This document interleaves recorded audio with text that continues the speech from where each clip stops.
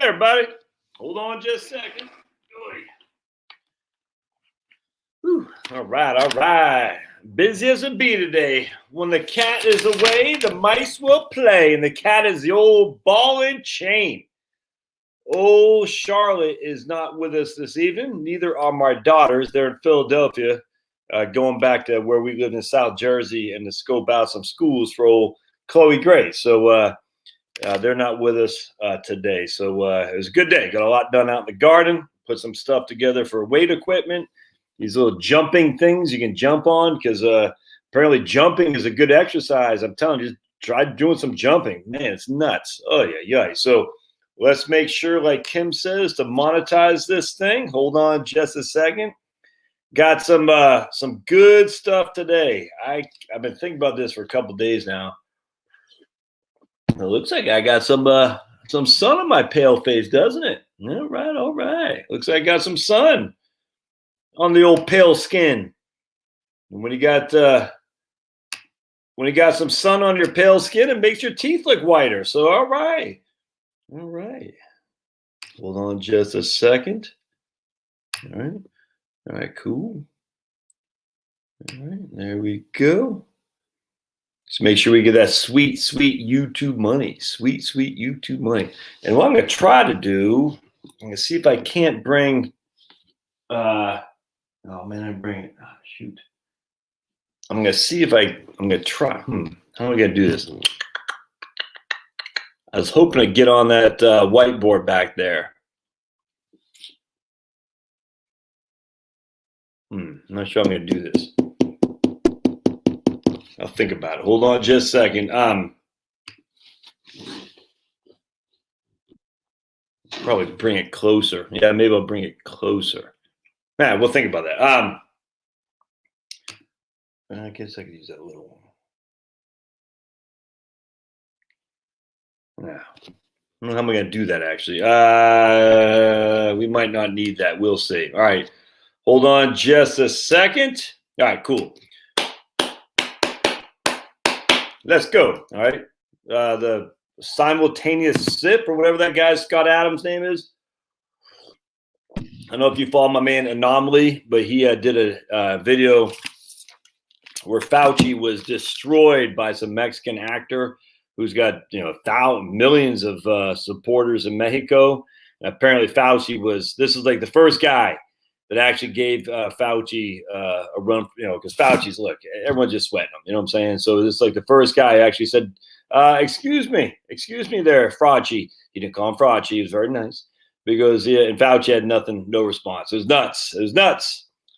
And Fauci looked like the fool he is, a squirmy little fool. It was fantastic. So watch my man Anomaly.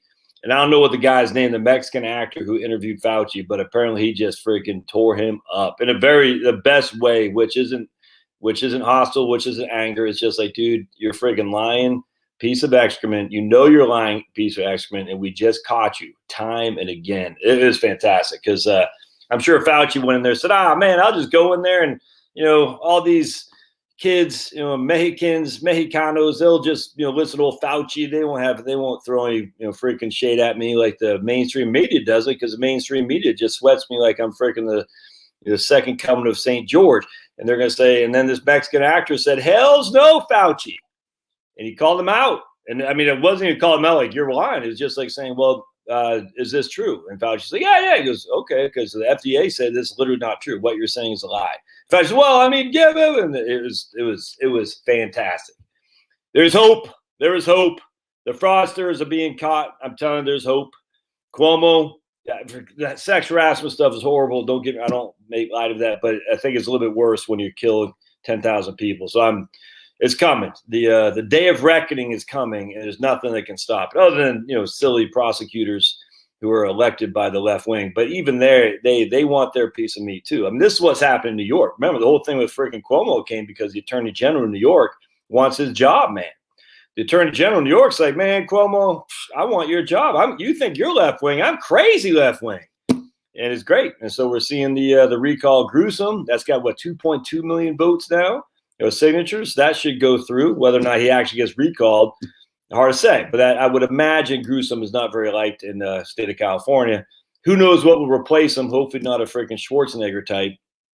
I don't know who's going to replace him, though. But be it as it may, these guys need to have to come up. So Gruesome and Cuomo are both gone, which is nuts. Because if you would have asked me in 2024, I would have thought either of those guys would probably win against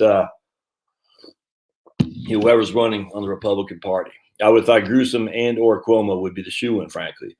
Yeah, no way, Kamala. I mean, Kamala now because she's vice president, but I mean, she's lightweight, man. I mean, Biden is lightweight. But I would have thought for sure Gruesome and Cuomo would have been top ticket because California and New York, man, my goodness, their days are gone, which is, I mean, we think until they're gone, they're not gone. But most likely they're going to be gone, at least from national politics, at least Cuomo. That's good. Gruesome actually has some common sense in some things with the high-speed rail. That made sense. He said, we're not going to spend any more money on that. I think the stupid COVID budget threw some money at that, which is crazy. I think, or is there some budget in the federal government? So that's good. So lots, and then they're going to recall that stupid, crazy prosecutor, district attorney in LA County, the Soros guy. It looks like he's under recall. So all good, man. So there is some good stuff coming down the pike. That's for sure. All right. Hey, Canyon Lake. That was right, Paul. All right, man. I've been to Canyon Lake a couple times. That's right north of Bernie, so right on. All right, so let's go into this, man. No, really? With my man Austin Foreman, Eric? I love Austin Foreman. He's the guy who wrote that song. Is he coming here? He's a freaking huge fan. Yeah, my wife is in when she went to South Jersey, Haddonfield. A lot of the restaurants we used to frequent are closed, but she said it was pretty busy. But they went to there's some English place, fish and chips and stuff that I don't know if we ever went there, but it was been there for a long time. It's nuts, 25% capacity, because if you're 26% capacity, COVID gets mad. But if you're 24%, you're fine. 26% capacity. Oh, science. It better be quiet because YouTube will spank me down for medical misinformation. Because my man Young Rip got spanked down twice, Eric July, but he was able to fight back and won, so that's good. Don't say bye-bye till that clown's gone, though. I tell you, man, don't say bye-bye yet. Link for what? Yeah. All right. So you guys are asking me about Anomaly. All right, let me find them real quick. Yes, we will find them, and then we'll get into my my thing here. So we're going to go to YouTube. Oh, I love Anomaly. Now, Jill, I'm telling you, be advised. Anomaly is he's the guy who says the biggest proponent of the vax was Donald Trump. So, Anomaly, and hip hop. 1 sec. There we go. So just be advised. Anomaly is not. Well, he and I both supported Trump. He is not a Trumpster that some might think he would be, if that makes sense. So here is Anomaly in hip hop, and right here, Fauci grilled by Mexican actor Eugenio Derbez in a better interview. This is just fantastic. And I love Anomaly. This guy is fantastic. Anyway, so Dr. Fauci grilled by Mexican actor Eugenio Derbez in a better interview than any media yet. Now, I'm not on Facebook, but Anomaly's got tons of, I think he had like 1 million followers on Facebook. So highly recommend you subscribe to his channel. I'll put the link if I can find this in the show notes, because this guy's he's freaking awesome, man. I love that. It's weird how many young new guys are coming down the pike to really kick butt and take names. We got so many young guys that are doing good stuff, man, that I'm stoked, man. So many young guys. It's fantastic. And YouTube, as much as they drive us crazy, they're giving them a platform. And so I sit there and I say, I don't know. Sometimes I get disappointed in the young, and sometimes I'm feeling pretty excited. I guess it depends on my level of feeling for that day. But all right, we'll put that on the side for now, man. Anyway, so Yeah. All right. John says go to the YouTube and see the actual interview. Fantastic. Yep. Right on, man. I just freaking ballots. Okay. Links for the anomaly video and the ballots in Georgia found. Oh, I don't know the ballots for Georgia. I'm not sure about that. Yeah, I'm not sure what's going on there. But anyway, Fauci, things are starting to work, and this is good stuff. Look, man, you just got to get these guys to be held accountable. And I was just listening right now to Viva Frey and Barnes, just right before we started this. Did you know Cuomo made the freaking nursing homes not liable? They have exemptions, immunity from lawsuits. So Cuomo can force you to go to a nursing home. You go to a nursing home, and something bad happens to you, and you can't sue Cuomo, and you can't sue freaking the nursing home. And you can't, then if you get the COVID and it freaking puts a third eye in you, you can't sue the freaking pharma. This isn't freedom. This is nuts. Cuomo made the nursing homes immune from lawsuits. I'm literally sitting there and I have a good friend of mine, Skip, Skip Ritchie. He's been on my YouTube channel, and he does a lot of Medicare and Social Security stuff for disability.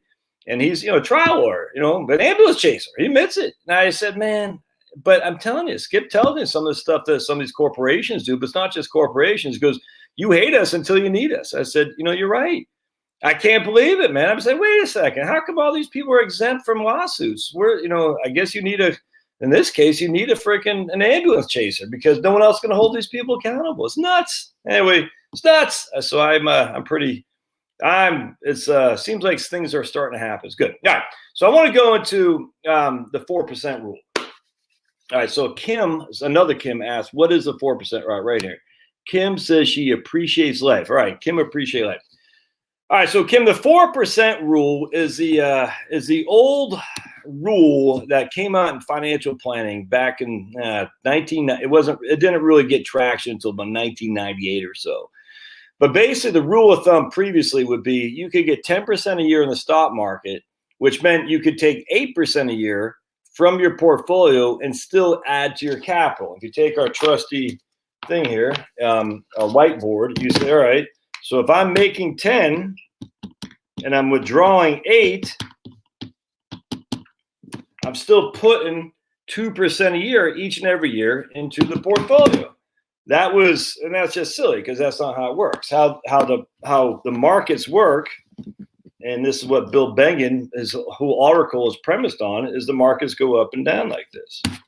And when sometimes you're taking out money right here and you're like, woohoo! Sometimes you're taking out money right here, you're like, oh no. And the issue is if you start your retirement, for instance, in 1973 and 1974, when the market fell about 45% in total, you're taking 8% a year out, you're doomed, I'm telling you, and that's not good. So I'm going to share with you the article that started all this, which I appreciate. I am not in any way here to bash Bill Bengen. I could not be happier with the guy.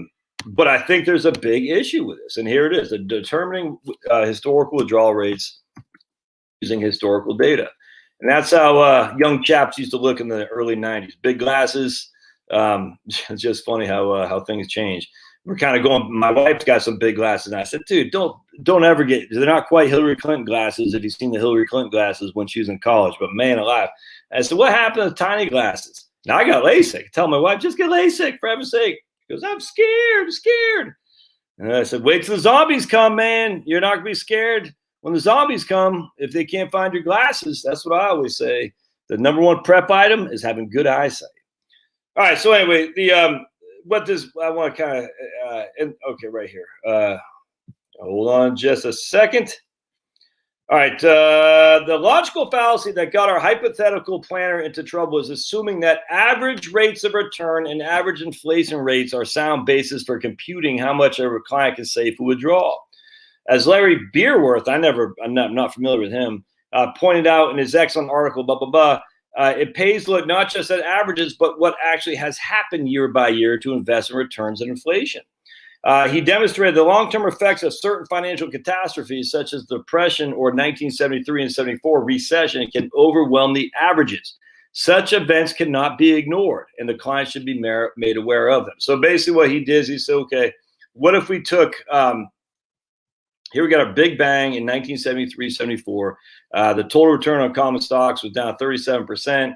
The total return on intermediate bonds, government bonds, 10-year, basically 10-year bonds was 10.6, and their change in inflation is 22.1. So after inflation, you're down 59% with stocks. Not only did you lose 37%, but you lost 22% to inflation as well.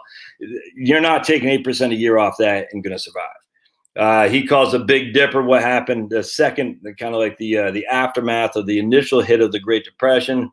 The market was down 33% with a 10.5% inflation. That's a total of 45 roughly. But then we talk about the 1929 to 1931.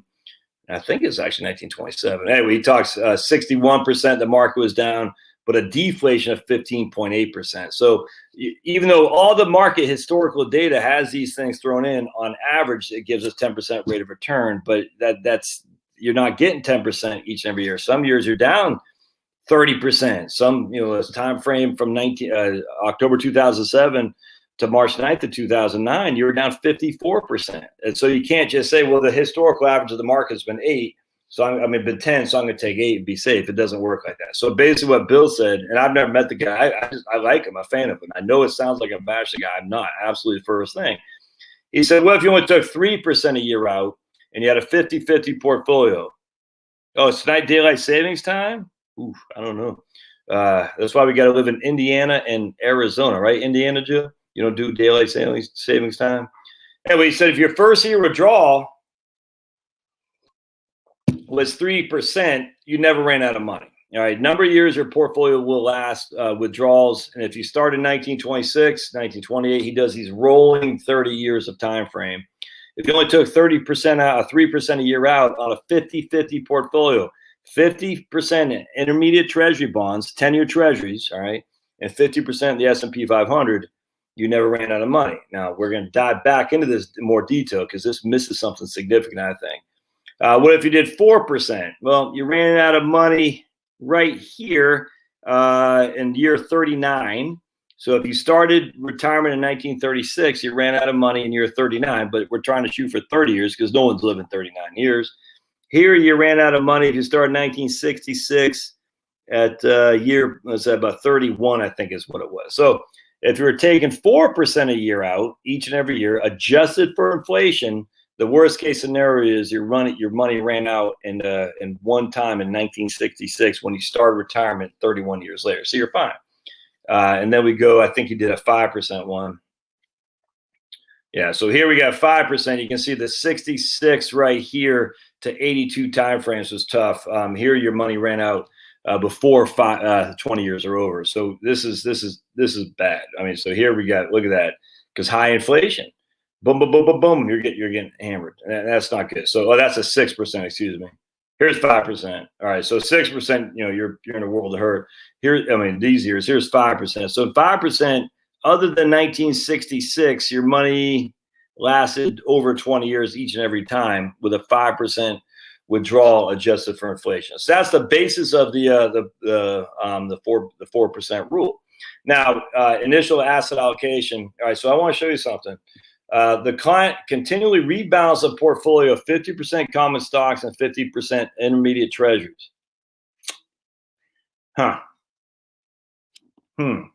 50% common stocks, S&P 500, and 50% intermediate treasuries. That's what we're going to talk about. All right. So part 2 of this is we go to the Trinity Study, which kind of came out a little bit later, like 3 or 4 years later. And I'm going to share that with you, which add a little more juice to it, a little bit more diversification, a little bit more they small caps, a different type of corporate bonds and stuff like that. And it gives about 4.4% with the Trinity Study when all said and done. And so everyone in financial planning uses these studies as if, Bengen doesn't do it, but it's the financial planners who are lazy, a lazy bunch. They use these studies to say, and I was just watching a guy today. Oh my God. There's so much bad financial advice on YouTube, man. It's just nuts. I watch these videos. I cringe. I can't call these people out. I wish I could. I can't. I'm just like, dude, you're freaking wrong, man. You're just, your numbers are so wrong. It's insane. And I just, anyway, so we got, you can see here a 50-50 stock to bond. They're using corporate bonds. They're using some small caps, whatnot. 30 years, a 50-50 stock to bond. If you took out 4% a year, your money lasted 100% of the time. If you took out 5% a year, it lasted 100% of the time. If you took out 6% a year, it lasted 98% of the time. And so the Trinity study says you could take your 4% a year out, be 100% stocks, 98% of the time the money lasted. I mean, you can just see all this. They're just basically saying you took 5% a year out. It didn't last all the time, but it came pretty dog close, but not all the time. But anyway, the point being, you could take out 50-50, 100% stocks. I mean, a 50-50 stock to bond, and your money did not run out 30 years, which that kind of goes back to the 4.4 model here. All right, so but what Trinity does is they're going to use, this is a pretty good article here by Physician Finance Basics. Let's see, but the Trinity study, we're using CPI to determine inflation. I had a guy tell me about inflation.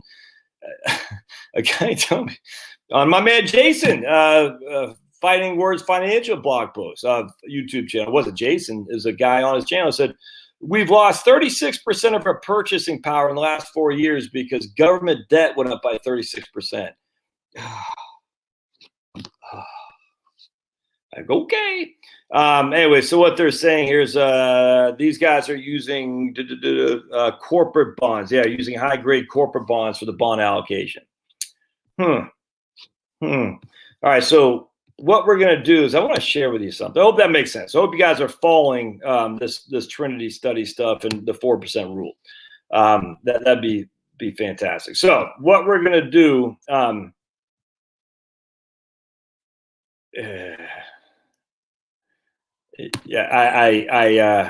Eugene says, can I explain the rich man's Roth that Doug Andrews talks about? I don't know who Doug Andrews is. I think it's the guy, a life insurance guy. There's two guys lately on my feeds that are, one's a life insurance guy and one's offering Roth conversions where you get these huge tax credits and huge deductions. And a couple of you all had talked to this guy, and I'm like, man, that ain't gonna fly, man. And if I think Doug Andrews is the guy with the what's it called, the laser or something like that. Yeah, I'm not gonna say anything because I'm trying to be positive here. All right, so they let's see. I want to show you my concern. Where do I want to start here? Okay, so the first thing we have to do is go back to Bengen. He's using 10-year Treasury bonds, is what he's using. All right, goes back to 1926. What happens when you buy a 10-year Treasury bond? What happens when you buy a 10-year Treasury bond? And what Bengen is doing is and all people doing this historical. How do you get money out of a 10-year Treasury? I need you to answer this. Because there was no bond mutual funds in 1926. There was none. None. There wasn't any. In fact, the first real stock mutual fund was MFS, and then Wellington came around, and a few others in the late 20s. But other than that, there's nothing. And those cost pretty expensive money. But either way, I mean, I don't know about Wellington, but the other ones did. But there's no bond mutual fund. So how do you buy a bond and get money out of it? All right, think about that, because this is critically important.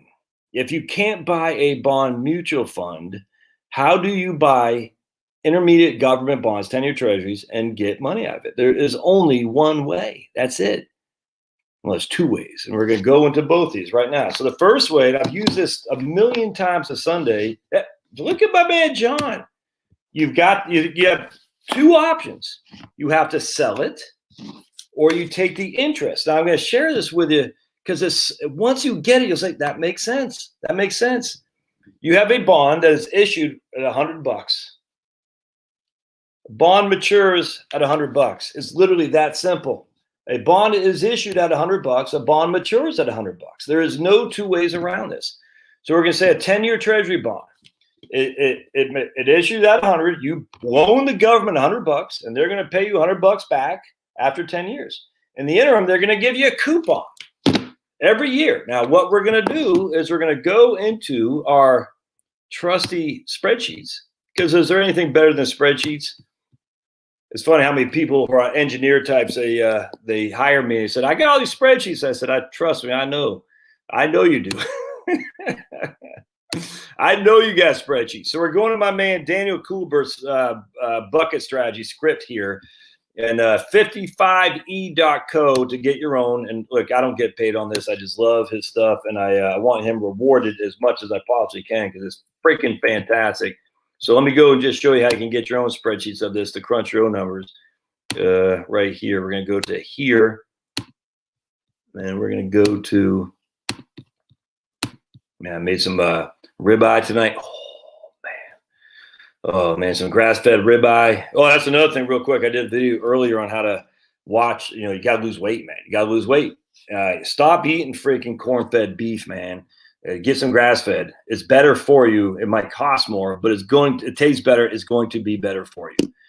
Get the grass-fed stuff. Get through a CSA. Get through you can buy half a freaking cow, whatever you want to do. I started using porterroad.com a lot lately. Big fan. Now they got a couple guys around here, but I kind of don't like all the other stuff that goes with if you buy half or a quarter cow. I don't like all the other stuff they throw in there. So I'm like, I just like I just like the cuts. I just like the steaks. Anyway, you got to get the grass-fed stuff. It's better. It's better for you as well. It just is. And when you're talking about our lack of a good immune system, I'm telling you, eating all this corn is not good. And I don't mean corn like, oh my goodness, but it's all the freaking corn and everything, man. It's just not good because it's all just mass produced and mass consumed. And that's not good for you, individual body. All right.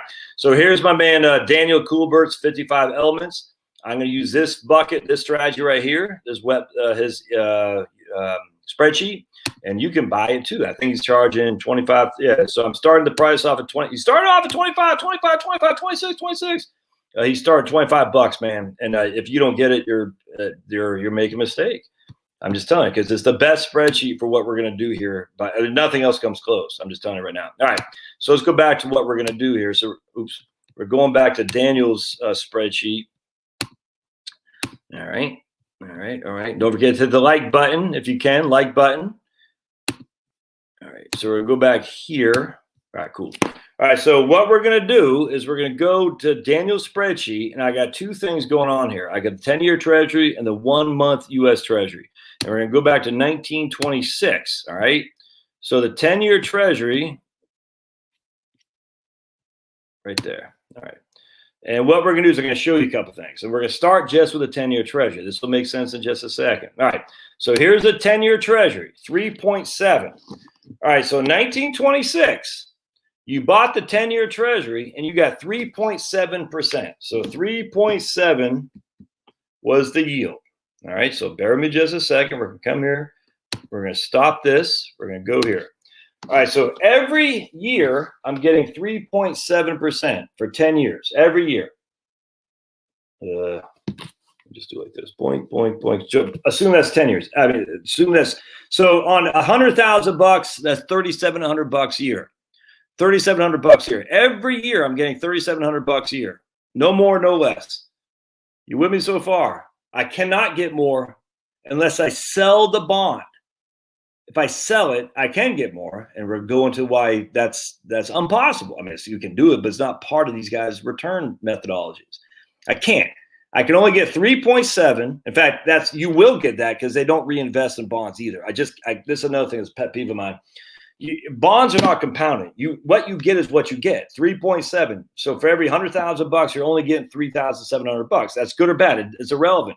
It's not 100,000. If I reinvest it back in the bond, I get 103,700 that gets compounded on top. It doesn't work like that. Bonds, they just pay you a fixed income. This is a fixed income. And you get a fixed amount of maturity, assuming the bond doesn't go bankrupt. That's it, man. So every year I'm getting $3,700. I can't reinvest it. I am getting $3,700. There's no other way around that. All right. So I'm going to spend it. We're just going to assume I'm going to spend it. You with me so far? All right. So I'm going to assume I'm going to spend that $3,700. Now, let's go back to the. Well, and it doesn't matter what I do. I'm just going to. It cannot be reinvested, but I can't get more. I can't get less. All right. So what happens then? So 1926, which is going to be a good time to start this because we had deflation. And what you're going to see here, if we go to, we're going to use 4% a year. That's gonna be tough. Well, let's use 4% a year. And we're going to adjust it for inflation. So remember, we're using a 4% rule. I need 4,000 each and every year. I'm going to adjust it for inflation. So the first year I need 4,000, but I'm only getting $3,700 from my bonds. So inherently, I have to take some money out of stocks, the 50% in the S&P 500. I'm not going to mess with that here right now, but I'm just telling you. Now the next year we had deflation. So by the time 1933 rolls around, I only need $29.72. So my bond is actually paying me more than what I need, which is pretty cool, right? Because we had deflation. So I'm getting $3,700, but my bond is paying me. I need $29.72, but my bond is paying me $3,700. That's good. So the first year I didn't have enough for my bonds. My second year, third year, fourth year, fifth year, I didn't have enough, but I had enough for my bonds from the interest I was getting off my bonds the last right here until it matured. All right. So in 1935, that 10-year treasury matured. You with me so far? Let me just double. I got to get a check here because I'm telling you, this is critical. So let's just make sure we get a check here. Everybody with me so far? So my bond essentially, because deflation is I can't get this thing to move. Hey man, what's up? It goes that way. Okay.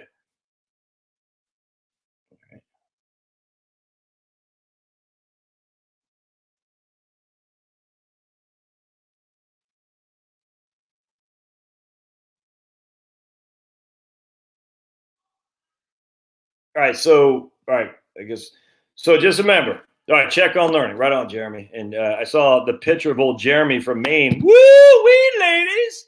Got a good-looking young man up in Maine who works for the power company, so he knows he'll hook you up with some power. If you're in Maine and the electric grid goes down, Jeremy, he'll take care of you. All right, good. So remember, we had 3.7.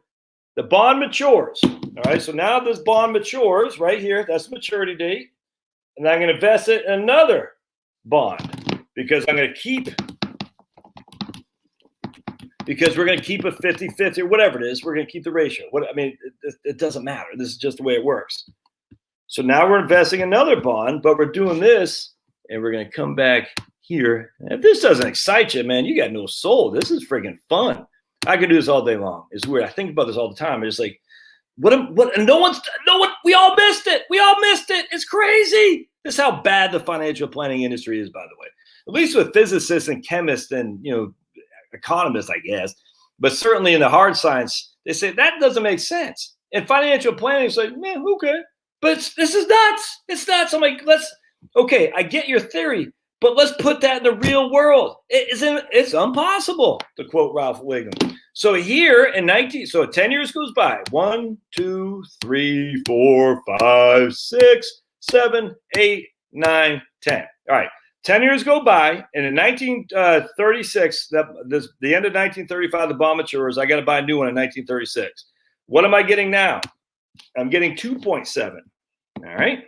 So the same thing's applicable here. The same doggone thing is applicable. So now I'm getting 2.7. Oops, let me just get rid of that real quick. All right, so now I'm getting $2,700 each year for the next 10 years of interest. $2,700. Interest rates went down because there's deflation. So now I'm getting $2,700 each and every year, for 10 years. Hope that makes sense. All right. Now let's go back to the spreadsheet. Oh man, this is awesome. I can't believe I missed this. I cannot. I said there's something not. But I never really took the time to think it out until it hit me, man. All right, so I'm getting 2.7. All right, but now we're starting to get back into inflation. So I'm getting $2,700 a year on that $100,000. $27,700. But I need $4,000, so now I'm going back up to $3,200. 32. That's not enough. I'm only getting 27, and I need 32 to keep up with the 4% adjusted for inflation. So what happens here? By the time 36, we got 1, 2, 3, 4, 5, 6, 7, 8, 9, 10. By the time 1946 rolls around, my 2,700 I'm $1,700 short of what I need. I'm only getting $2,700 in my bond interest. And I need $4,400 by this point. So we fast forward here. Now my bond just matured. Now I'm not getting 2.7, I'm getting 2.2. 2.2% on $100,000. So that's $2,200. But I need freaking $4,400. So now I don't even have half. I get less than half.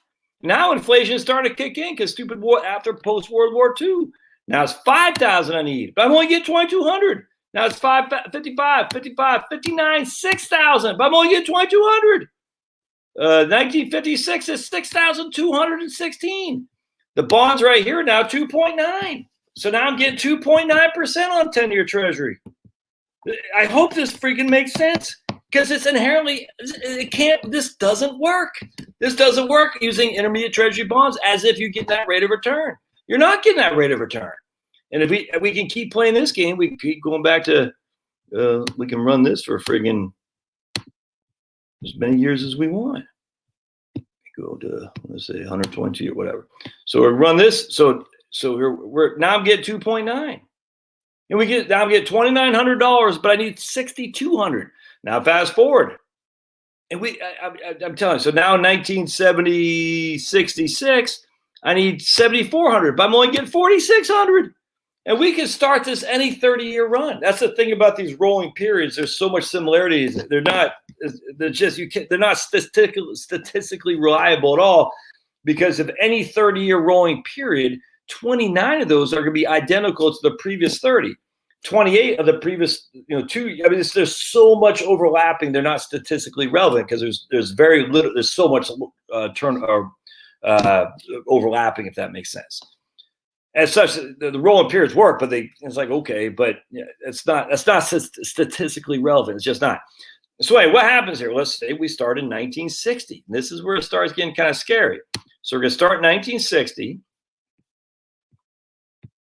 It's okay, Josh. I get you. You're making sense. Once in a while you do. 1960, I'm getting 4.7. All right, 4.7 on a 10-year Treasury. All right, so I'm getting back to $4,700 a year, which more than covers the income need I need. I only needed $4,000. I'm getting $4,700, which means essentially I don't have to touch my stocks. Yay! All right, fast forward, and now that 4,069 I need by 1970 is 5,033, but I'm only getting $4,700, so that's not enough. So I needed to go into stocks. Here now I'm getting 7.8. Yay, 7.8. I'm getting $7,800 on a $100,000 investment each and every year, guaranteed. Now I need $5,300. What am I going to need at the end of this decade? Ooh, I need $11,000. $11,000, but I'm only getting $7,800, which means I need to dip in heavy to my stocks. And by the way, you know what my stocks did in basically 1966 to 1982? Basically nothing. All right, but now that the bond matures, I'm getting 10.8, and this is where the bond investor at the beginning of the 80s was living life. So now I'm getting $10,800 on every $100,000 invested, which is fantastic. However, inflation is still eating me alive. So by the time 1990 rolls around, I hope you see where I'm going here. And now the interest rates start shrinking. Yeah, this is the same thing over and over and over again. So that using the 10-year intermediate bond is inherently an error of huge proportions, because it cannot be implemented the way they say. They say to rebalance every year. How do you rebalance every year?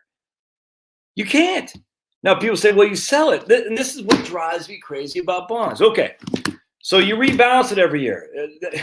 So that means, or like John said, I got to sell my bond to generate more proceeds. Okay, that's great. Let's just say you do that. Do you think the guy on the other side of the trade is an idiot? Do you think he not knows what else is out there in the market? He's not going to. So what always happens? But Josh, the price of my bond is higher than $100,000. I bought it for 100. I can sell it for 110. Okay, you know why?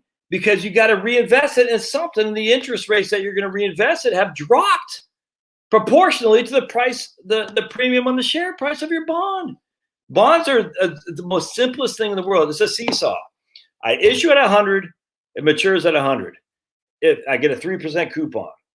If the coupons on new issue bonds drop to 2, all right, I know the price of my bond that I'm getting a 3% coupon is going to go up. Everything's going to reflect the exact same bottom line in terms of current yield. So what that means is if you want my 3% bond, you're going to pay me 110 to get a 3% bond. If you want a 2% bond, you're only going to pay 100. It's that flipping simple. But you can't sit there and say, well, I'm just going to sell my bond and turn around and reinvest it, and take the proceeds and turn around and reinvest it in a bond that's paying less, because it's all going to be the same. The people on the bond side aren't stupid. They know exactly what the current yield is. They know exactly why you're selling your bond, because you're willing to take a premium price for it. And either A, you're going to freaking bank that money, pay off some debt, light cigars, $100 bills, or you're going to reinvest it in another bond. Well, in that case, you just traded because this guy who bought the bond from you was going to do the same thing. But now you're that guy. So now you got to find another bond to buy so you can get income off it. Good luck finding the same yield. You're going to find the same yield, but you're going to pay a premium. You're not going to pay you get a different coupon, I guarantee, but you're going to pay a premium or you'll pay a discount. But when all of a sudden it does, give you the exact same yield. All right. So that can't work. Inherently, that can't work. I hope that makes sense. So that 4% rule is based on flawed data. There's just no other way around it. However, what they should have done, let's go to this now. I want to show you what they should have done, because I can't believe no one picked this up. It's nuts. What they should have done is they should have used 1 month T-bills. This is basic cash. We're going to say this is savings account, essentially. 1 month Treasury bills. 1 month Treasury bills turn over every 30 days. So they're liquid. All right, so 1 month Treasury bills turn over every 30 days. So you can see now, let's go back to 1926. Actually, am I sharing this with you? Yeah, all right, sweet. What I'm going to do is I'm going to show you the difference between 1 month Treasury bills and the 10-year, because there is some pretty significant differences. So let me get out of this real quick and go back to my other, where do I go for this? Oh, yeah, right there. All right, hold on. Because you can do all this with 30-day Treasury bills. Remember, a Treasury bill is usually a government bond that matures within a year. Some will say 180 days. That's fine. But they can call a Treasury note as something which matures within 7 years or so. I don't think there's any true data on that. It says, oh, if it's an 8-year maturity, it's a Treasury bond, not a Treasury note. Just remember, if you're hearing Treasury bills that matures within a year, essentially, that's what I would say. If you're hearing Treasury notes, I would say that's anything that matures within 5 years. And again, people can argue that's fine. Treasury bond is more of a long term. So what we're using here is just Treasury bonds, intermediate 10 years, and Treasury bills, which are less than, in this case, 30 days.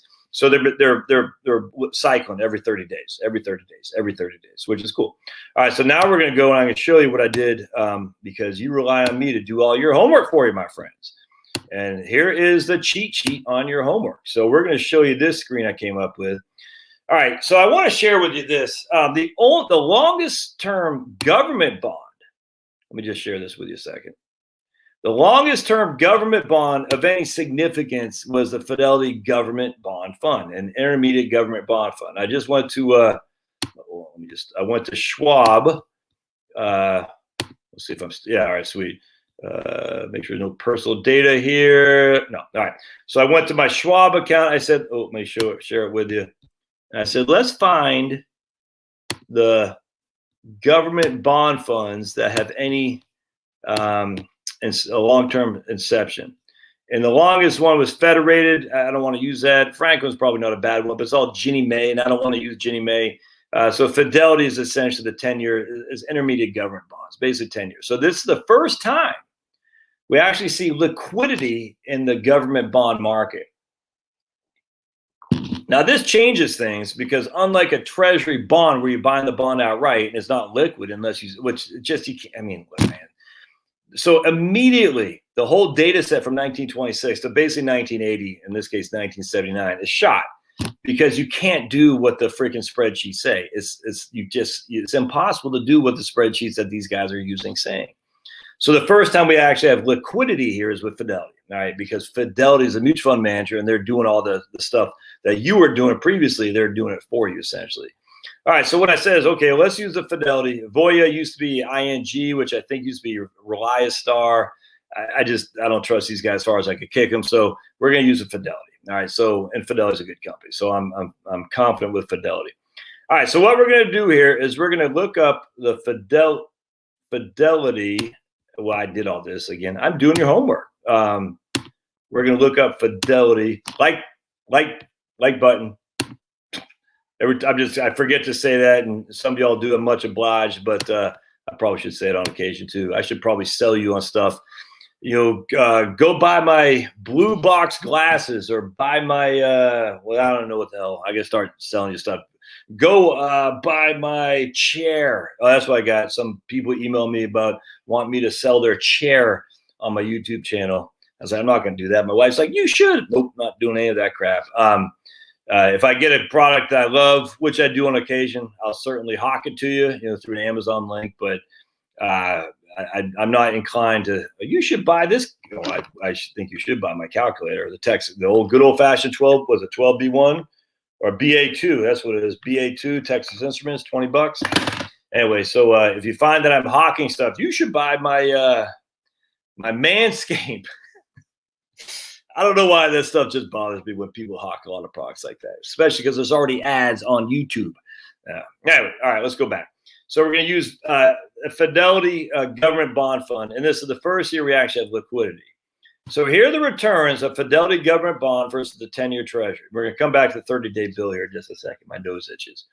And what you're going to see is in 1980, the 10-year Treasury we talked about was 10.8. The Fidelity government bond was only 6.7. 10.6, 26.6, a lot. Look at the differentials. -4, -2, 11% more, -4. Huge differentials on any given year. So this is a non-liquid. You can't just buy and sell this to create more liquidity. It doesn't work like that. Now, you can buy and sell this to create liquidity. That's a fact. That's a fact. And now that we have more and more government bonds out there, you're going to be fine. But I mean, the difference between something that's actually liquid and something that is not is significant in the excess rates of return, or the differential rates of return. So the excess of the government bond fund versus the non-liquid Treasury, negative, negative, huge positive, negative, negative, positive, positive, negative, big time. If we go all the way down to 2020, the difference is 1.11% on average. Well, if you just averaged them up, Fidelity averaged 7.01, where the 10-year Treasury averaged 5.91. So let's just go back here. 2020, Fidelity is up 6.79. The 10-year Treasury averaged 0.89. 2019, 6.41. 10-year Treasury averaged 1.9. Notice the 10-year Treasury, there's no negative years here at all. None. No negative years in the 10-year Treasury. It's impossible for the 10-year Treasury to give you a negative year. It's impossible. So know that. No negative year. Now, when I say it's impossible, they could always give you a negative interest rate. And that's a policy that many, many countries are doing. But as we sit here today, that would have to be this deliberate action on the federal government. And so they're not doing that. And I don't think they ever will. Who knows? But anyway, you can see we do have some negative year. 2013, negative year. 2008 is interesting because that's when you know it's a government bond. In 2008, if it's a government bond, it made money. Everything else got crushed. So in 2008, we're up 11. We did have a negative year 2013. We only had 1% in 2015, where the 10-year Treasury is up 400% more than we were. We had a negative year in 1999, 2.25. 10-year Treasury had a better by 7%. A negative year in 1994 when the Fed was raising. 10-year Treasury was up by 5.8, so a significant differential there. And I think we had no more because we started in 1980. But we can see. So to use this as a liquid account when it's actually this is the liquid account, when this is giving us returns that are just not even anywhere near the ballpark of the actual returns that these guys are using, the 4% rule is just hold on a second, my beautiful. Hello. Yeah, I'm on a live stream right now. You want to say hi to everybody? Oh no. Huh? Are you really? Yeah, I'm on a live stream. Hey, girl. You want to say hi to everybody, Coco? There you are. Hi. Hey, it's Chloe. They're in Philadelphia. Babes, let's see you real quick. People don't think I'm married. They think I think Chloe's a rent-a-daughter. Hey, there's my wife. Hey. All right, we'll call you later. Love ya. Oh, wait, is that Maddie? Does she want to be on there too? Nope. Oh, she just hung up on me. Oh, my goodness. Jeez Louise and blue cheese. That's my wife. I told you I had a wife. She's not a rental wife either. She's really married. But it's not. I actually said, hey, some Facebook lady, I'm not on Facebook. Can you pretend to be my wife? All right. So, I want now. Okay, so the real way you do this is you look at the 30-day Treasury bill. All right, the 30-day bill. So I want to go back now, and let's just see what this is. So here's a 30-day bill, and here's a 10-year Treasury. And you can see the 30-day was excess of 10-year over 30-day. So I don't know how else to say this, but if you're using the 10-year Treasury, you're giving a significant shot in the arm relative to the 4% rule from reality, which is the only liquidity we had was a 30-year Treasuries, a 30-day bills. That's it. What's up, dog? I hope they're not pooping everywhere. So watch this. The 30-day average 1.75. Oh, wait, 4.28, excuse me, 4.28 for the last, 40 years. The 10-year Treasury averaged 5.91, which is the difference of whatever that is, 1.75? Is that what's telling me? No, difference of, let's see, hold on a sec, equals that minus that. 1.62, an annual rate of 1.62. So banging at all, we're using this, which isn't good enough. It's not. They should have been using this. And if you were to use that, you have to reduce your return by 1.62%. If you take 1.62 divided by 5.91, that 1.62 divided by 5.91, that's 27%. You have to reduce the 4% rule. You got to reduce the bond side by 27%. Yeah. Now you could do a liquid account, which gives you the boost that we're looking for, but it's going to be more volatile. And the thing with the liquid account, because it's more volatile, is that stops the whole thing with the 4% rule, because the 10-year Treasury is always positive every year.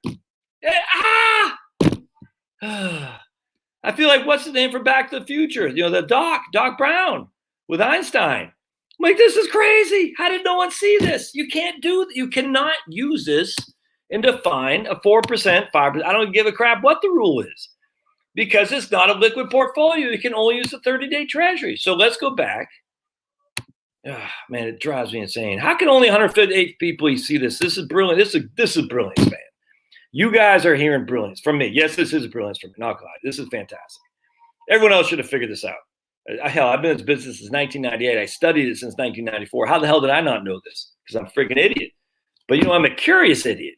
I say, what am I missing here? There's got to be something I'm missing. What am I missing?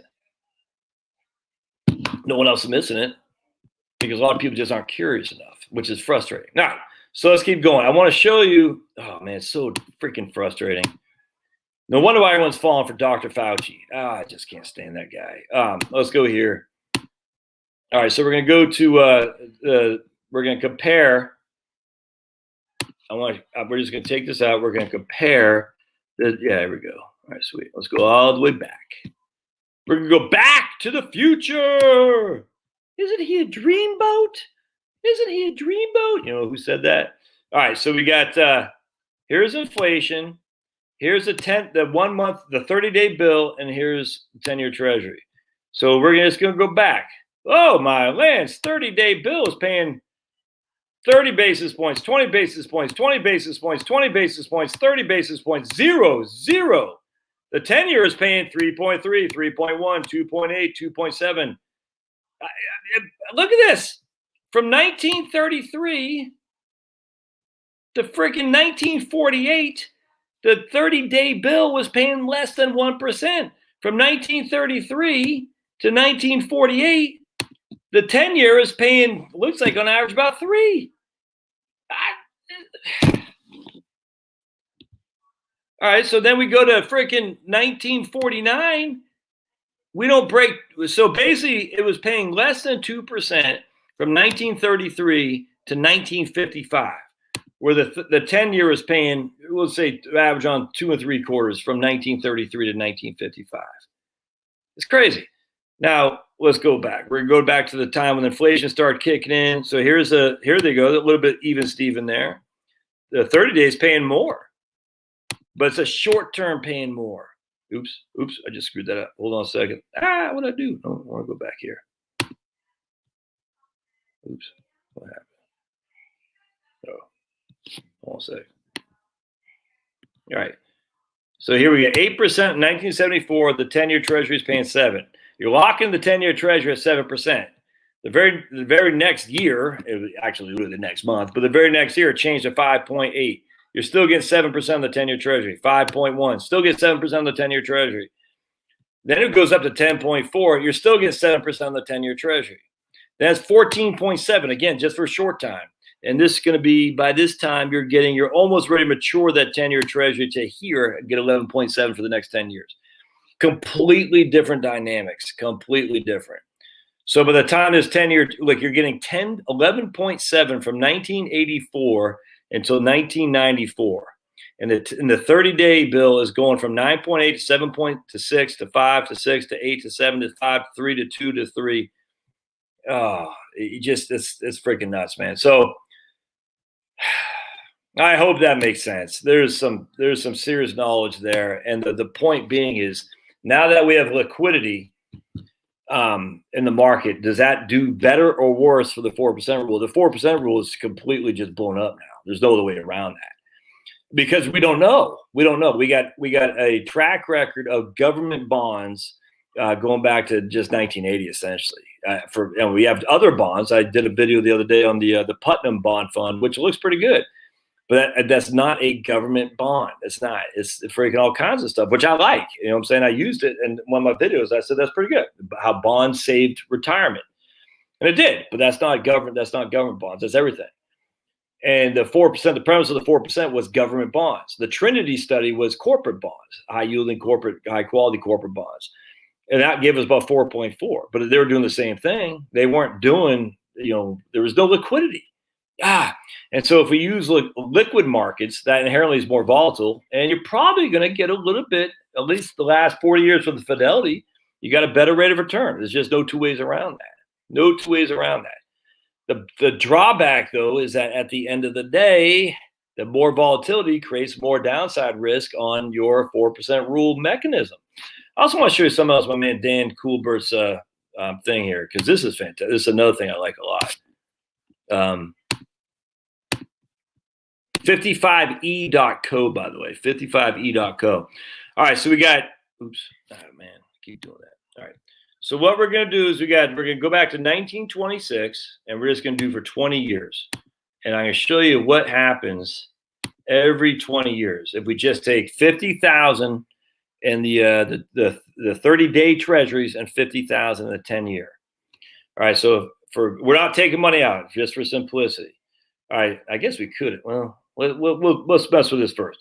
All right, so for 20 years, 1926 to 1945, we start with $50,000. By the time we're done, we have 61,000 with the 10-year treasuries, with a 30-day treasury, 30-day bill. By the time we're done with the 10-year treasuries, you got 88,000. You see that? You see that right there is another 27,000 we could have used towards retirement. Nuts. All right, so now let's do this. Let's go 19, 20, 45. We're going to go to 1946. All right, and it's going to be the same thing. All right, so the 30-day treasuries, 50,000 started in 1946, was worth 73,000 in 1965. 10-year treasury was worth 92,000, another $20,000. You seen the similarity there? And it's the same thing at every 20-year time frame. I'm not going to do it with you guys right here today. You just have to trust me, but it's nuts. It just goes to show you this 4% rule was way over aggressive when the actual real world numbers are being used. The 1-year treasury bill, 10-year, the 30-year and a 30-day was worth 204,000 at the end of 20 years. The 10-year treasury is 242. Again, another, it's just significantly more. And then we'll finally go to the last one here, which would be 1986. And the 10-year Treasury, or the 30 month was worth 122. 10-year Treasury 174. Now, lastly, let's just go 2000 to 2020. Actually, does he go back to 2020? I don't think he does. I think he goes back to 2019 here. He needs to update that, and he will. And here, the 10-year, the 30 days, 69,000. 10-year Treasury, basically 100,000 bucks. All right, so let's try something else. You ready? We're going to do one other thing here. Let's just zero this out for just a second. And we're going to do 100,000 bucks in here. And we're going to take 4,000 a year off this each and every year, adjusted for inflation. And we're going to start in 1926. Oops. What's up, bud? That's what I'm talking about. And we're going to go for 30 years and see how long that lasts. And we ran out of money in year 30. So on the 30-day portfolio, we were able to take out 4% a year, adjusted for inflation. So you see deflation the first couple of years, basically the first decade. And then it ran out of money. Our last year was in 1955. So I would say that's a success for sure. Now let's switch these numbers over and look at what the 10-year Treasury did. All right, the 10-year Treasury. Again, you literally can't do the 10-year Treasury, but I'm going to show you anyway. And the 10-year Treasury survived. We had $45,000 less left when the 30-day ran out of money. All right, but because you don't want to have any overlapping to make it statistically relevant, we're going to go to 1946. All right. And we'll start with the 10-year Treasury because we're already there. And that ran out of money in 1968. So that ran out of money after in year 22. All right, so right there, that ran out of money in year 22, which it says right here. It says year 24. Why does it say year 24? Well, maybe that's 24 years. Okay. Anyway, it ran out of money right there. All right, so now let's go to the 10-year, not the 10-year. Let's go to the 1-month Treasury. And that ran out of money year 20. There you go. Look at that. So I hope this shows you that the 10-year is way too optimistic for the 4% rule because you couldn't do it. And let's go to 1946, 66, or go to 1966 now. I want to start. It's going to get ugly, my friends. My amigos, it's going to get ugly. Speedy Gonzalez, fastest mouse in Mexico. A weight check. Who is the slowest mouse in Mexico? Who's the slowest mouse in Mexico? We got to make sure you guys are awake here. We'll probably get banned from YouTube for saying this.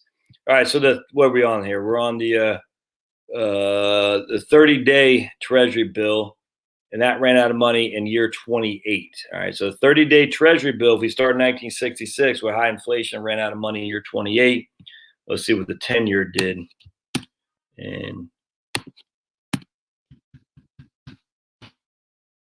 the 10-year ran out of money. Never. All right, so there you go, man. Look at that. The 10-year still had freaking $54,000 in 1995. All right, let's just do. We'll just do for simplicity. Let's do 1990 to 2019. All right. So, question: can you all make friends with salad? Can you make friends with salad? Oh, right here. Oh, right here. There it says right there. Cool. Bucket 1, starting amount. Wait, final amount. Bucket 2. There you go. All right, there. So bucket 2, we never ran out of money. All right, that would be the 10-year Treasury. But here's bucket. Oh, cool. There you go. Look, man, freaking Dan. Dan is the man. All right.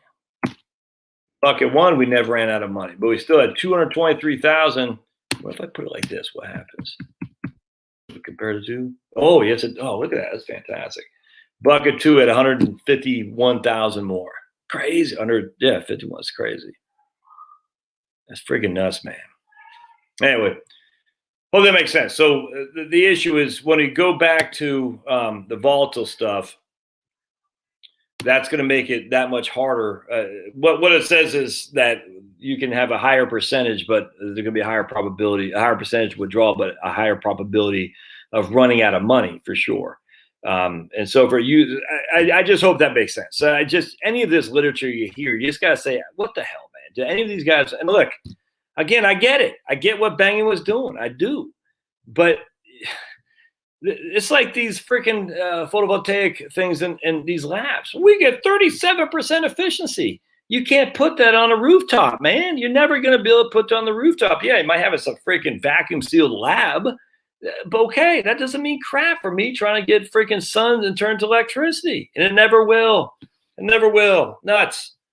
Anyway, what else do I want to say on that? I guess that's all I got to say on that. Let's see if any of you guys have thoughts or questions on that. Because, and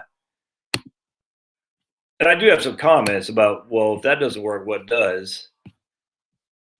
All right.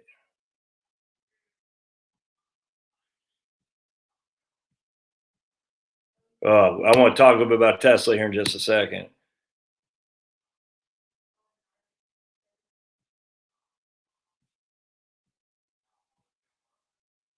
All right. Slowpoke packs a gun. Yes, sir. Slowpoke Rodriguez. I love Slowpoke. He is the best. Oh, we got my grandma was born in 1965. I was born in 1970. So she was 55 years old. She had old Jane here when she was 25, right? That's no, I don't think that's, no, then she couldn't be on here. Yeah, that wouldn't make sense.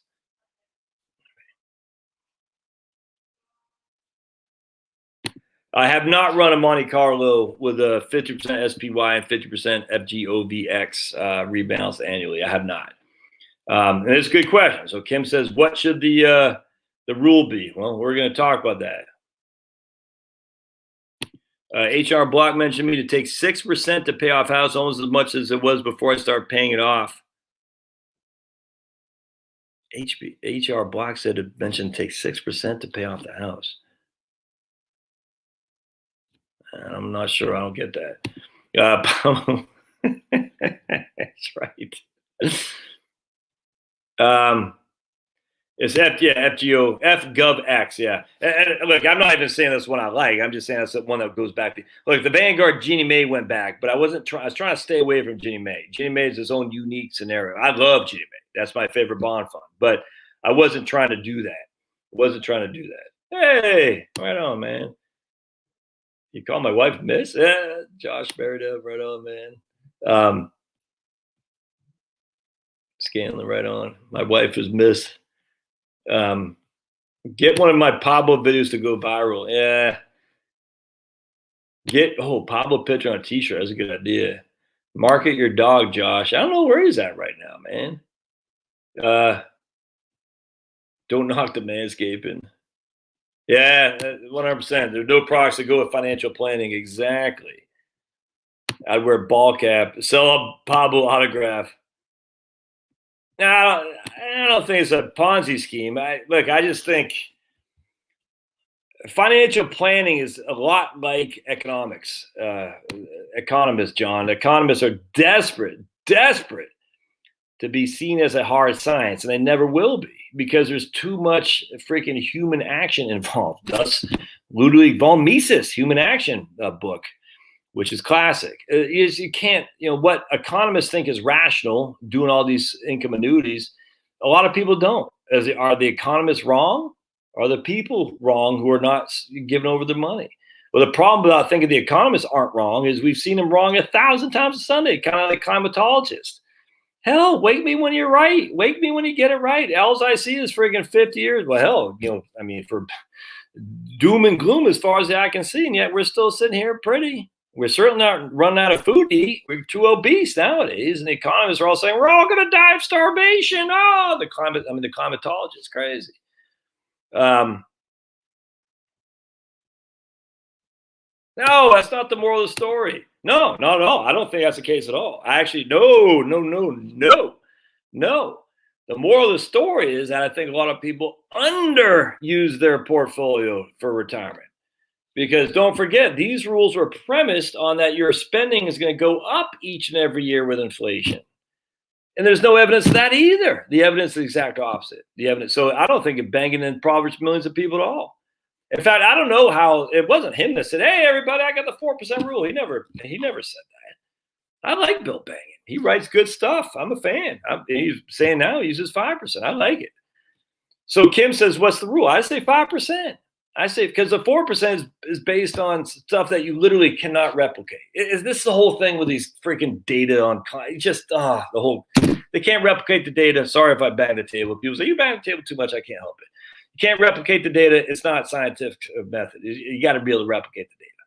And we're not replicating the data here. Inherently, it cannot be like no one's saying it's proven. They're just using it as a benchmark. I get that. But it's taking this aura of freaking, the FIRE movement is all based on that. It's not, it has taken this aura because of lazy financial planners. It has nothing to do with Bangin. Bangin is the first, well, not the first, but one of the first guys to bring this to people's attention. About the insanity of saying, "Oh, you got 8% a year, you got 10% a year, you can take 8% a year, blah, blah, blah." People used to say it all the time, freaking idiots. Bangin said, "No, you can't." So at least it brought the debate down to earth, but it wasn't enough. And unfortunately, it became sacrosanct because so many damn people in my business are lazy. They just want to be told what to do. A lot of people don't like this stuff. A lot of people just want to sell stuff, make assets under management, freaking churn the accounts or reverse churn. Reverse churns means they sit on the AUM and they don't earn the fee anymore. They don't earn it. They say, "Hey, here's our portfolio. It's a diversified portfolio. It's great. We're only on ETFs and we're charging 1%. Yeah, you're keeping up with the Joneses. It's all good." And that's just nuts, man. It's reverse churning, and I hate it. I hate it more than I hate freaking commission-based salesmen. Because they all act holier than thou. We're fiduciaries. So at least I know when my man Dustin Tibbetts down at Jazz Wealth that he's freaking earning his money. But Mar Shaw, I know for a fact he's earning his money. My man Jack, drawing a blank, Zarinsky up in Arlington, up in Fairfax, Virginia. I know he's earning his money. A lot of these guys don't, man. They just don't. I'm sorry. It's reverse churning where they just sit on the assets just to collect the fee each and every year. It friggin' infuriates me. But we're not commissioned. Hell, you're worse. You're worse. You're worse than a commission because you're getting that 1% fee each and every year on a growing asset base. The commission guy just sold something, and that's it. Unless he has to come back and sell you something else again. Well, that's up to you not to buy it. But you're telling me because you're a fiduciary and you're sitting on this asset, growing asset base of 1% a year, you're more legitimate than a guy who sold a freaking 250,000 of American Funds A shares? That's freaking insane. I'll take the American Funds A shares any day of the week, any day of the week. Anyway, but I don't want to think that Bill Bangin is anything negative here. It's not in the least, not because no one thought about this, but yet from practicality, and this is where I think having an interest in other, like people say, "But you're not a scientist. How dare you talk about climate stuff?" I hope I'm not. Am I freezing up here? I can't tell. But what I'm going with this is that it's like the climate. People say, "Oh, you're not a PhD in physics, or you're not this." I don't give a crap. I'm interested. I read. It's fun. It's fun to learn things. It's also fun to say, "Hey, that doesn't make sense to me." If it can't make sense to a layperson, then inherently there's something wrong with it. You have to be able to explain things. Keep it simple, stupid. And if you can't, then you probably don't grasp your subject the way you think you do, frankly. Anyway, all right, cool. Right on, sick puppy. So the rule of thumb should be 5. And the reason it should be 5 is because 4% has always been suspect, in my opinion. And it wasn't until this just hit me, but suspect just because I had people spending each and every year with inflation. And the evidence is 100% against that, 100%. Now, people always say, "What about healthcare?" Look, I talked about that in my book. Nope, not that one. I got another book down there. I talked about you can retire on Social Security. I talked about the true cost of healthcare for the vast majority of us, and it ain't what the media says. It's just that financial media, that is. Some people do. Some people pay a lot of money for long-term care. The vast majority don't. It's just that simple. So if you factor in that is an outlier, and you know what else are outliers? Well, outliers are falling off a freaking ladder. Outliers are getting hit by breaking your vertebrae in a car crash. You can't plan for that stuff because it's impossible to plan for because there's so far outliers. You just can't. So anyway, the point being here is 5% says, okay, we don't really know we have a pretty good idea that inflation, our spending is going to decline as we age. That is true. We know that 5% historically has done pretty well. There's been some times it ran out of money, I grant you. We also know that we're not stupid. We know to tighten our belt if the situation makes us need to tighten our belt. Again, I cannot stress why people don't say this. I'm sorry, Mrs. Client. I know you want to take a trip to freaking the Great Wall of China, but you can't, man. I mean, you can do whatever the hell you want, but if you do, it's going to put your portfolio at risk. It just is. We don't talk about reverse mortgages. We don't talk about downsizing, and that's the whole thing with 5%. I say, look, man, you got $100,000, take $5,000 a year. If you want to adjust it for inflation, that's fine. But just remember, I'm not using a 5% adjustment with inflation, so you'd have to do that. But what I'd suggest is you say, what do I need? All right, I got $100,000. I need $7,000 this year. Well, take $7,000. Fast forward the following year. Why do we need another $7,000? If so, why? Well, I really enjoyed going to the casinos. Well, maybe don't do that this year. I mean, you see what I'm saying? It's got to be a fluid thing. It should not just be this. The first year I take 4% a year, I'm never changing tactics. And I get tactics. And Bill Bengen never said that either. He did. A lot of financial planners say, well, that would violate the 4% rule, Joe. And another thing, the 4% rule is premised on that you're going to live for 30 years. Vast majority of us do not live for the 30 years. Now, the life expectancy has fallen to 78 or was 70. No, I think it was like 77. It was down like a a year and a half from 2 years ago. And now, last year it fell before COVID. In 2019, it fell. It fell like 1 year before COVID. COVID came, it fell another year. And remember, the life expectancy is when you're born, when you're a newborn baby, bouncing baby today. And so that life expectancy for everybody has fallen by a year and a half over the last 2 years.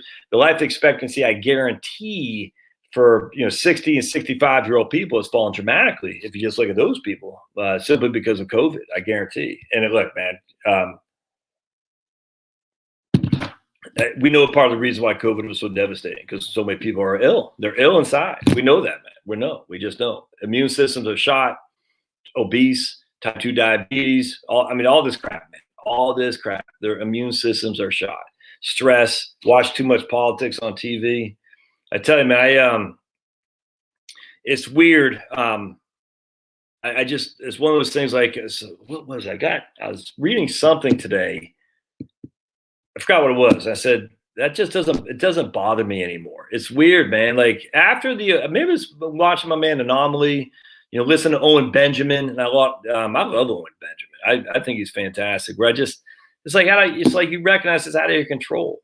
It's out of your control. Why are you going to let it bother you? You see what I'm saying? Like there's nothing you can do about it. You want to get down to your local precinct, I get that, but other than that, it's like nothing. You can't control friggin' Kamala Harris. Like there's someone I said, I can't believe that guy is not behind bars. And it wasn't Cuomo. I can't remember what it was, but it's like this is not. But it just didn't bother me. It's weird. I said, I think I'm getting mature. I think I'm maturing as I age. Like it's just what used to really drive me crazy politically. I just don't care. I mean, like, look, there's nothing I do about it. And I don't know, if it's just I started listening to people. I don't know what it is, but I just know I like the people who straight shoot and say, look, man, what are you gonna do anyway? All right, so you get pissed off. What's that gonna do? It doesn't do anything. Dave Cullen, I love Dave Cullen. Out in Ireland, big fan of his as well. He just pointed, he said, look, there's evil out there, but you don't have to be evil. Just ignore it and live the life the best you can. And I trust when I say, well, all it takes is for no one to stand up for tyranny to happen. Well, we're under it, man. We're already, it's here. It's not jackbooted thugs, but literally it's here. It's here. It's nuts what's happening. It's insane. In Canada, they still, the whole thing is insane.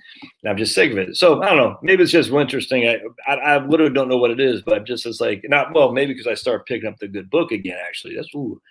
That's probably it. You start picking up the good book, you're like, whatever, man. It's like sands in the hourglass. This is the days of our lives.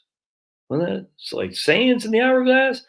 Remember, you used to skip school in high school or middle school or something like that, and you watch there was no other TV, nothing else on except soap operas, and you watch Guiding Light, Days of Our Lives. There's another one at 10 a.m. Guiding Light was 11, and Days of Our Lives, I think, was 12. I remember Guiding Light had Nikki, smoking hot blonde chick, and Victor, who looked like Thomas Selleck. I remember Nikki and Victor on one of those shows. Days of Our Lives, Guiding Light. I never liked that General Hospital one. That didn't do anything for me. Anyway, Neil, did he do anything? I mean, for getting Brexit? Is that what we're talking about? Because I mean, I'm a big fan. Yep, soaps right on. You know what I'm talking about, Lynn? The Victor and Nikki. Remember those guys? I used to watch General Hospital. Jeremy, you're freaking too young for that crap, man.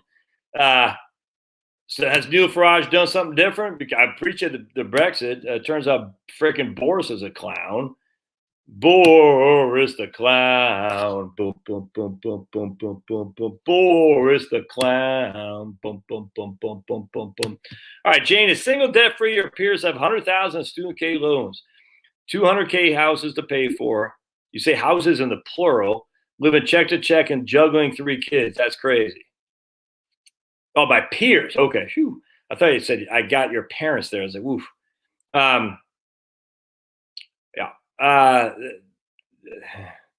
Yeah, that's the biggest freaking scam ever in the history of mankind is the education system. The biggest scam.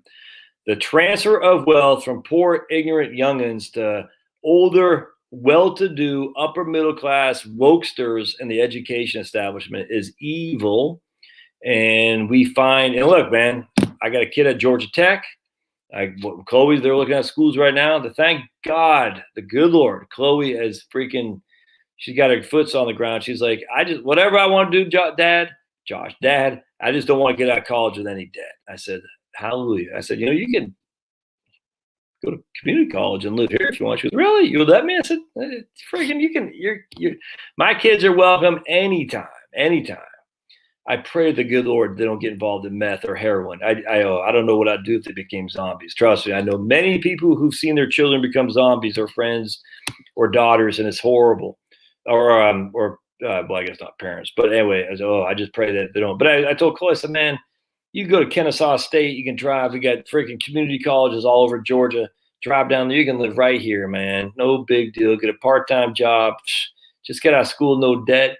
Or go in the military. I don't think she wants to do that. Or go to go learn Spanish. Go freaking go down to Latin America. And live with somebody. And the idea of so many kids, they just default to go to these schools and spend $100,000 to learn nothing.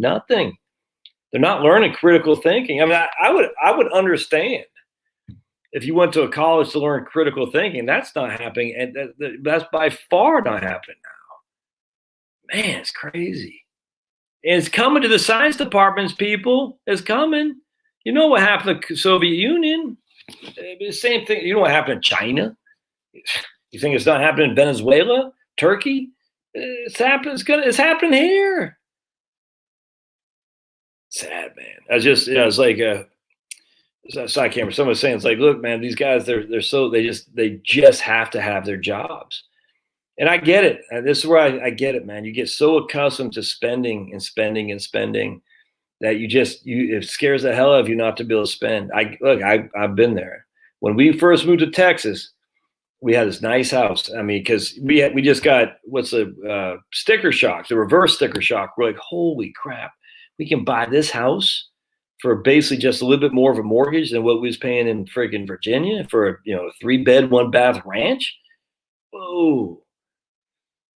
Anyway, long story short, we probably bought too big because the first year at USA was a struggle. And I said, man, I'm gonna get laid off, and all the neighbors could look at me and say, oh, poor Josh, he's got no job. They're gonna have to go bankrupt and foreclose and blah blah blah. I was like, man, it's gonna be embarrassing. You know what I'm saying?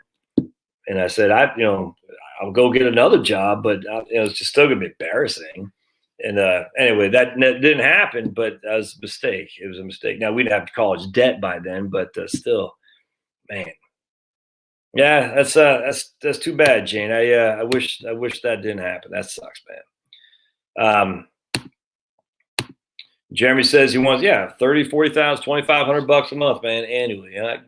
That's that's easily attainable, man. Too many.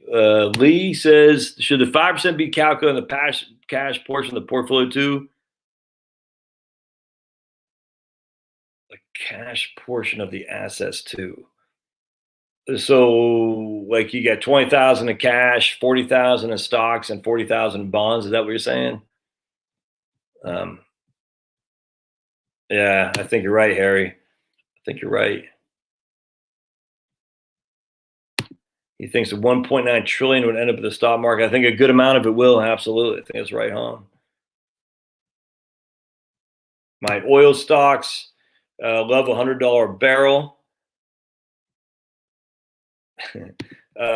Plan for a sweet, sweet retirement with that sweet, sweet YouTube cash. I got that from Tim Pool, by the way. He said that sweet, sweet cash, or he said those sweet, sweet clicks. I think, I can't remember. Is LTC insurance a waste? I have LTC insurance. I do. So just I don't feel like getting a big thing on long-term care insurance right now, but I do have long-term care insurance. Generally speaking, I'm not a big fan of it. That's all there is to it. Well, let me just explain. So the reason is I got 4 kids, Kim. My wife works, basically part-time, and she doesn't make that. She basically works for healthcare is what's going on. So with 4 kids, and all the income basically comes from this guy because of you guys being here and paying me that sweet, sweet YouTube money by watching the ads and clicking them on.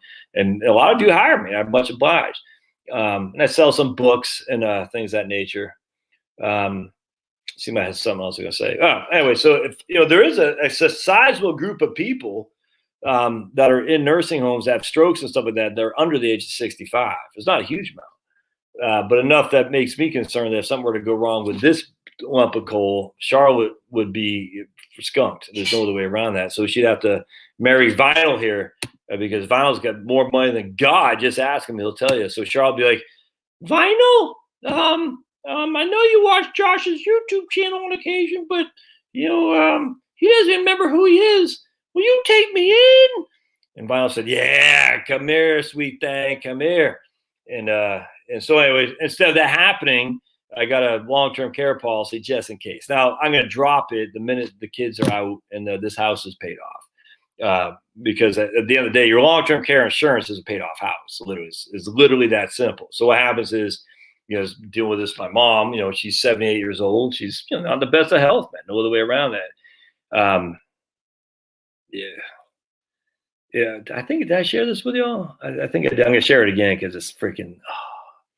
God is good, my friends. Oh my goodness. So it's going to make me cry. Actually, my mom. I talked to her the other day for the first time and for a while, and she just seemed great. I hadn't heard her that good in a long, long time. Anyway, she had told me this, my brother did, but my mom was in and out of hospitals for many, many years. And this last time we kind of thought it was going to be it. And then the doc said, you got to quit smoking. She'd been smoking like a chimney since like 13 years old. And I mean, she's heard all this before, but she goes, you can't keep doing this because they're not going to let you in a freaking long-term care facility if you smoke. Anyway, so she knew that she, things were happening rapidly, and she just happened to say a prayer, and she believes in God. She has a relationship, but she's not like, you would never think she's a religious person, but she has a belief in a supernatural Christian God. But anyway, apparently she had God says, I'm taking away your need to have cigarettes or something like that. Like literally said to her, the Holy Spirit probably, but be it as it is, someone said I absolve you of your need to have cigarettes. And she hasn't, that was 4 months ago. She hasn't smoked since. And she goes, I haven't desired one. And my brother, my mom was, let's just put it this way, we're like, I don't know, man, it seems kind of far-fetched. My brother, he went and visited her out of their house in Virginia, and she goes, not a freaking cigarette around, didn't smell like cigarettes. There's no indication at all of smoking.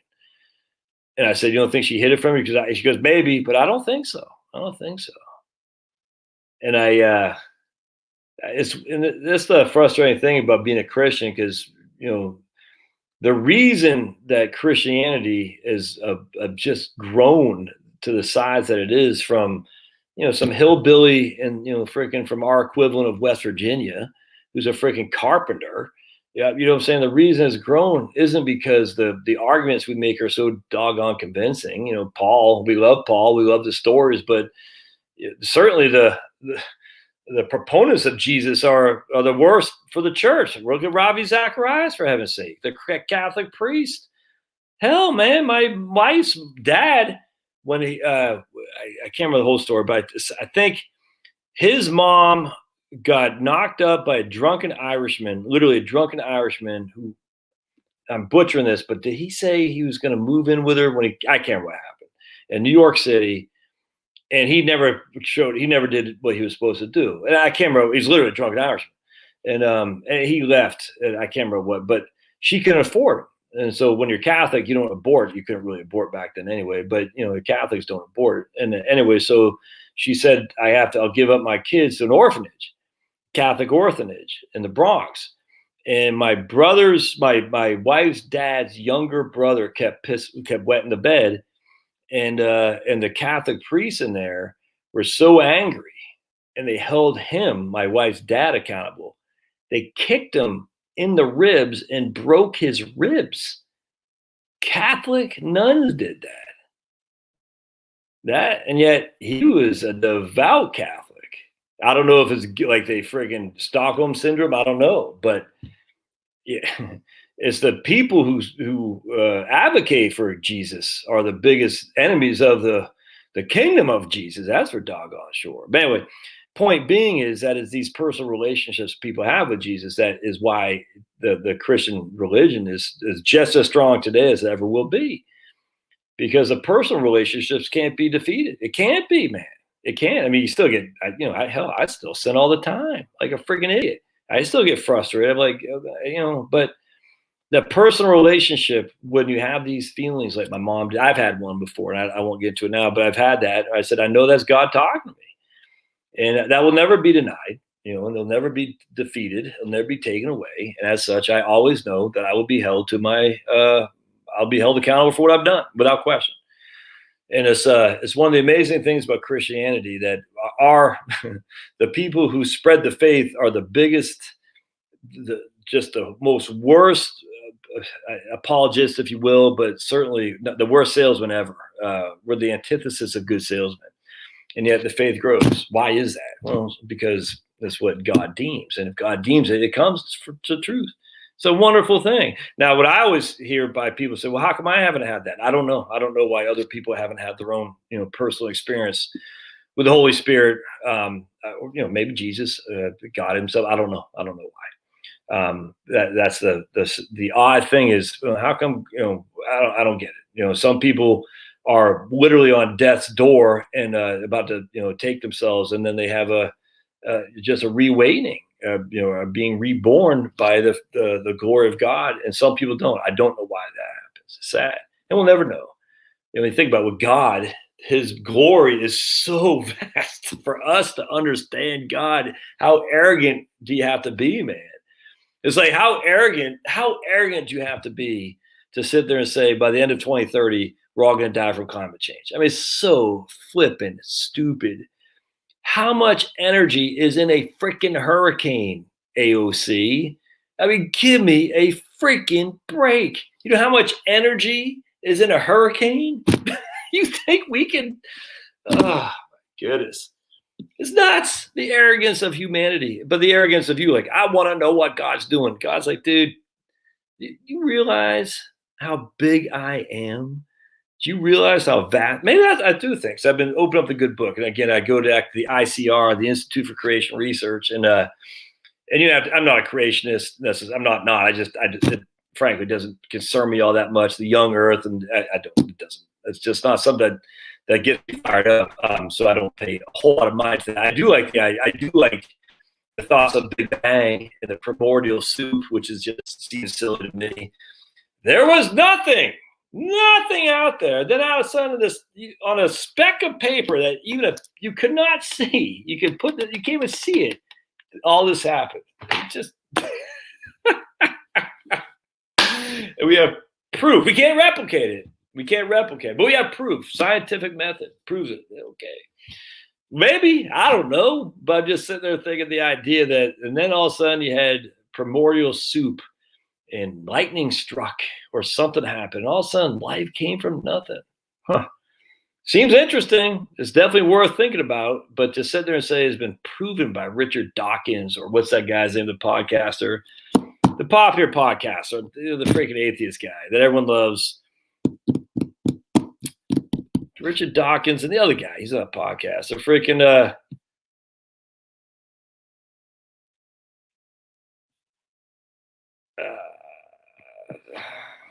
Sam Harris, that's who it is. I've had many experiences of God's touch. Not going to explain it here in chat, though. Sorry, that's all right, man. Sam Harris, yeah, that's it.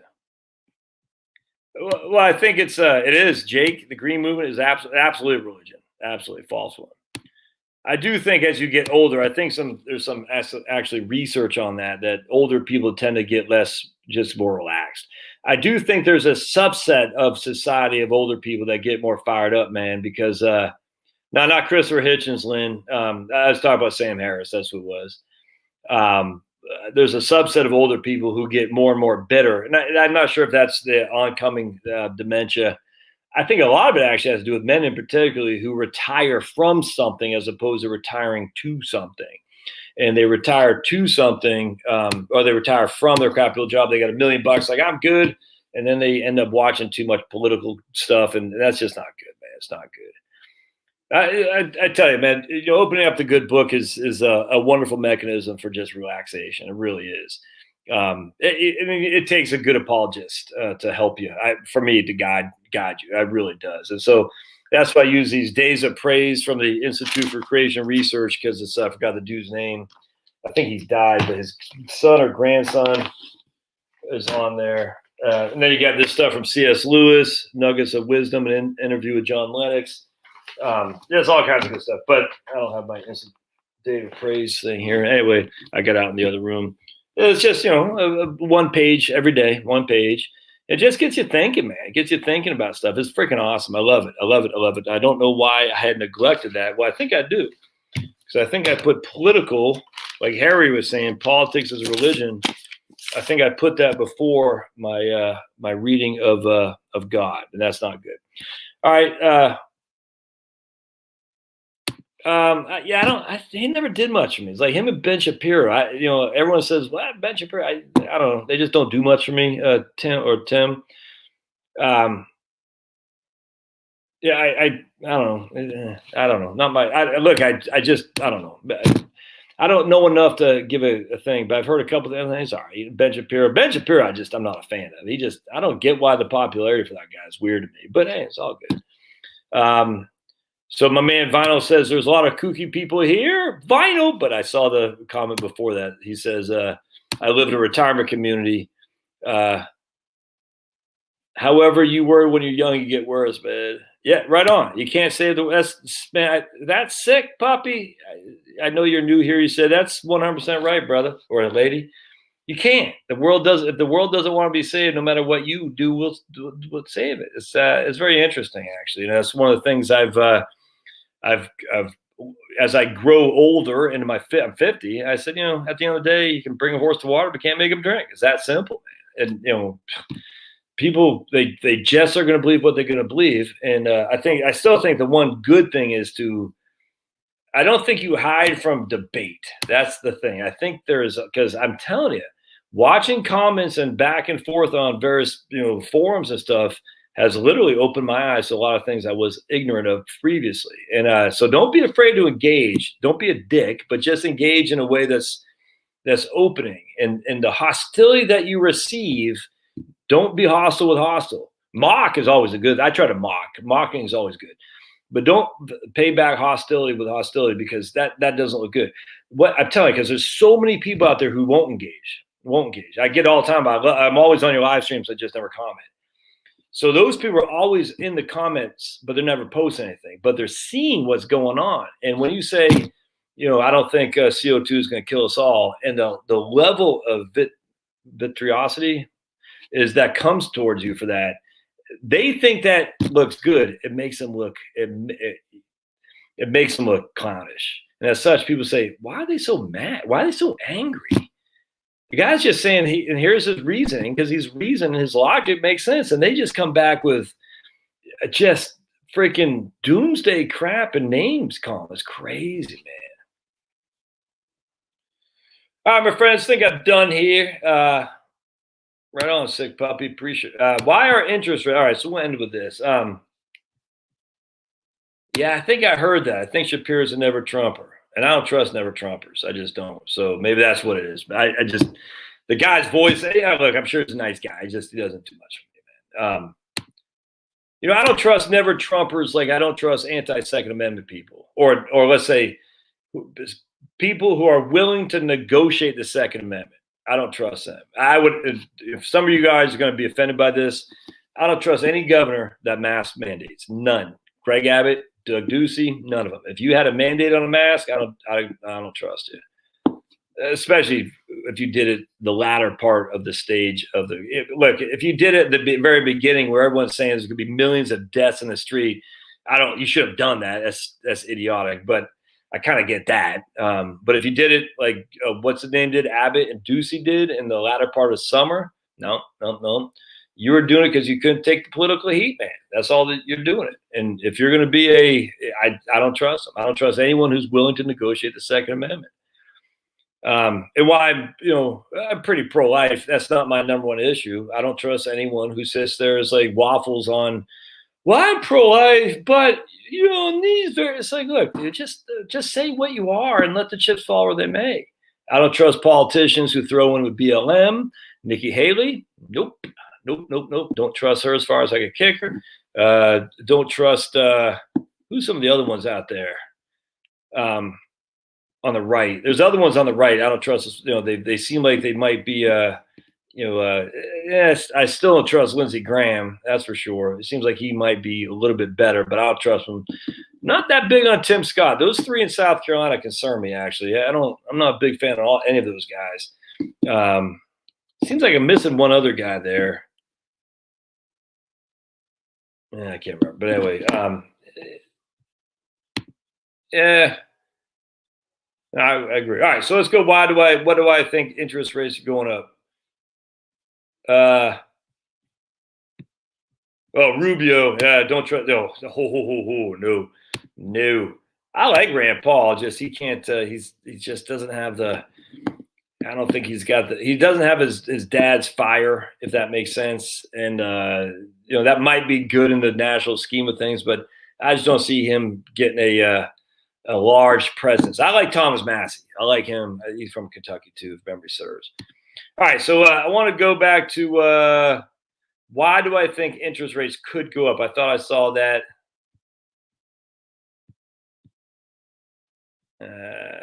Right here. All right, so James says, why are interest rates going up? I don't know that to be true, frankly, but they are. They have. So let me put it this way.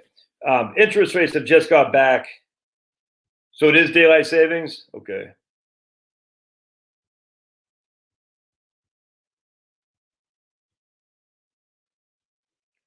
Just that text, the beautiful. So that's what we're going to look at. So the 10-year Treasury is just literally back to where it was January of 2020. All right, so a year ago, 15 months ago and then we've had. So here's a chart of the 10-year Treasury, and this is what we're looking at right here. Oops. Turn this guy off real quick. There we go. So this is right there so you can see when it fell. I'm having a hard time with this here. Right there is one of the COVID right there. Now it's just come back to where we were pre-COVID. That seems to make sense to me. I don't think it's going up a whole lot more than that. I mean, maybe it'll go to 2, but I mean, look at that. We're just giving back to where we were pre-COVID. So that just makes sense.